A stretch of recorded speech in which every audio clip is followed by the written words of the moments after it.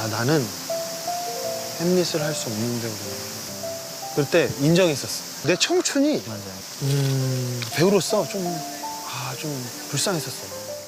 2006년 27살의 박지환은 연극을 시작한 지 7년 만에 자신은 주인공이 될 수 없는 배우라는 것을 깨달았다고 합니다. 어떤 의미에서는 통쾌했지만 사실 굉장히 우울했죠. 그는 슬펐지만 그래도 좌절하지는 않았습니다. 그 이유는 바로 어머니 덕분이었는데요. 어릴 적부터 어머니는 그에게 가난하고 힘들더라도 즐거운 삶을 사는 게 중요하다 등의 긍정적인 얘기를 많이 해주셨고, 이는 그의 인생관에 큰 영향을 주었죠. 그랬기에 그는 주인공이 아니라도 평생 연기를 하며 살 수 있으면 즐거울 것 같다는 마음으로 이 시기를 이겨낼 수 있었습니다. 꿈이 없었던 그는 경희대학교 의상학과에 입학했지만 한 학기도 채우지 못하고 그만두게 되었고, 아 몰라 하며 무작정 여행을 떠났다고 합니다. 그러다 만이산에 올랐는데 뜬금없이 연기를 해야겠다는 생각이 들었고, 그의 결심을 들은 어머니는 우리 지환이가 드디어 지환이다운 걸 찾았네, 열심히 잘해보라고 하며 진심 어린 응원을 해주었죠. 이후 지하에서 먹고 자며 오랜 시간 동안 그는 생활고에 시달렸지만 연기를 하며 살고 있다는 이 사실 하나가 그렇게 행복할 수 없었기에 끝까지 배우의 꿈을 포기하지 않을 수 있었죠. 돈이 필요하면 돈 버는 일을 하면 돼요. 근데 난 이걸 안 하면 죽을 것 같아. 그러면 이 일을 하시면 되는 것 같아. 가난하고 헐벗고 고독해도 좋아. 긍정적으로 생각하는 게 가장 중요한 것 같아요.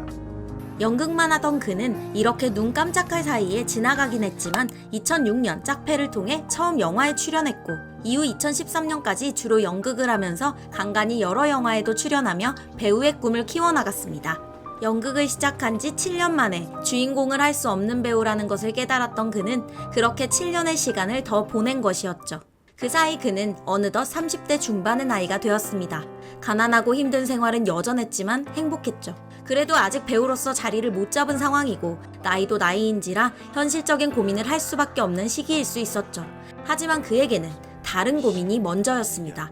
주인공을 할 수 없는 배우라는 것은 인정했지만 이제는 깡패 악역 중심의 거친 역할로만 캐스팅되며 배우로서 고착화되는 이미지에 대한 그런 고민이 생겨난 것이었죠. 다만 이번에는 그렇게 슬프진 않았고 이런 생각을 했다고 합니다.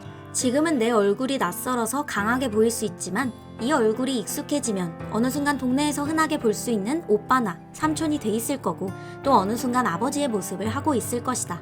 그때를 위해서 지금 내가 할 수 있는 일은 좋은 배우가 되기 위해 끊임없이 노력하는 일이다.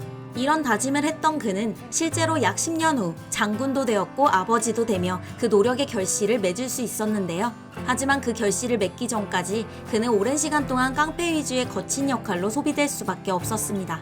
그래도 그는 늘 최선을 다하고 열심히 노력했죠. 실제로 어떠했는지 그 시절 그의 모습을 확인해보면 2014년에 개봉한 영화 남자가 사랑할 때의 이 짧은 장면에서 그는 주인공을 무시하고 한심하게 생각하는 느낌을 분위기로 풍겨내는 등 정말 비중이 적은 역할이었음에도 훌륭한 연기들을 보여주었고, 이후에도 여러 작품에서 단역이었지만 존재감을 드러내며 연기력을 증명해냈죠.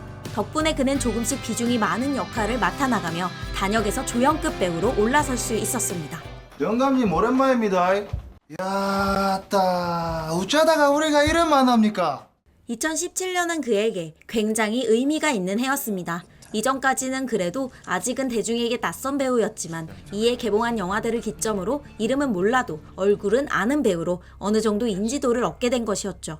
5월에 개봉한 영화 대립군에서는 골루타 역할을 맡아 엄청난 존재감을 보여주었습니다. 특히 구부정한 자세를 내내 유지하며 초라함을 극대화시킨과 동시에 동정심마저 자극했던 외모는 반지의 제왕의 골룸을 연상시킬 정도로 화면을 장악했죠. 여기에 비굴해 보이는 행동과 말투, 그리고 악의는 없어 보이는 순박한 표정 연기까지 더해지며 영화는 그러지 못했지만 박지환만큼은 눈이 부실 정도로 빛이 났습니다. 차라리 날 따라 여진 놈들한테 가지 그래. 아니지. 차라리 외놈들한테. 세자를 데려가 마주치고 할 텐데. 따위를 갈 테니까 잘 먹고 잘 살아들.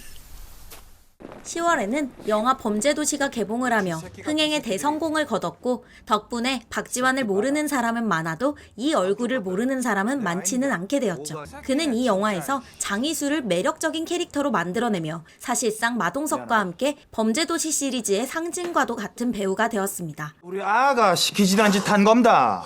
이 새끼 봐라 이거. 그럼 민주주의 국가서 막 이래도 됩니까? 못 잡으면 네가 범인이야. 미치겠다. 내 나랑 해보자는 게야? 넌 누구야? 네가 그 룸사롱 발 잘랐던 놈이야?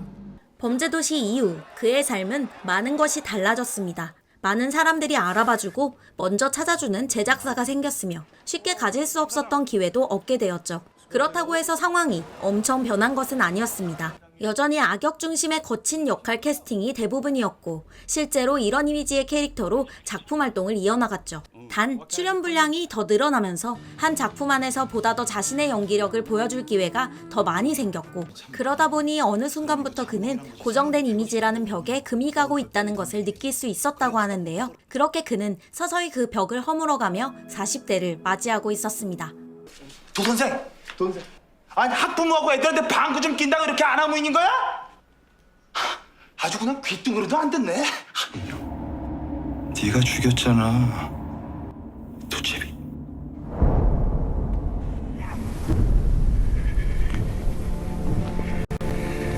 아노크루타 겐주초 치카메. 어? 이 사람이 아직도 명수님을 찾았네? 2020년대가 되면서 이제는 장이수가 아닌 박지원을 아는 사람들이 더 많아지기 시작했습니다. 여전히 거친 역할을 많이 맡긴 했지만 그 느낌은 전과 많이 달랐죠. 그 대표적인 작품이라 할 수 있는 드라마 우리들의 블루스에서 그는 욱하는 성질의 말도 거칠지만 그래도 천성은 그렇지 않은 나름 정 많고 의리도 있는 인권역을 맡아 기라성 같은 배우들 틈에서 전혀 밀리지 않는 훌륭한 연기를 선보였습니다. 특히 거칠고 투박함 속에 아들을 향한 부성애를 섬세하게 담아낸 모습은 그야말로 압권이었죠. 평생 쪽팔려? 나는 너한테 안 쪽팔리려고 이 새끼야. 이 비밀인데 맡아가면 돼지 똥장 씻어가며 죽어라 산채밖에. 근데 이 아방이 쪽팔려? 어?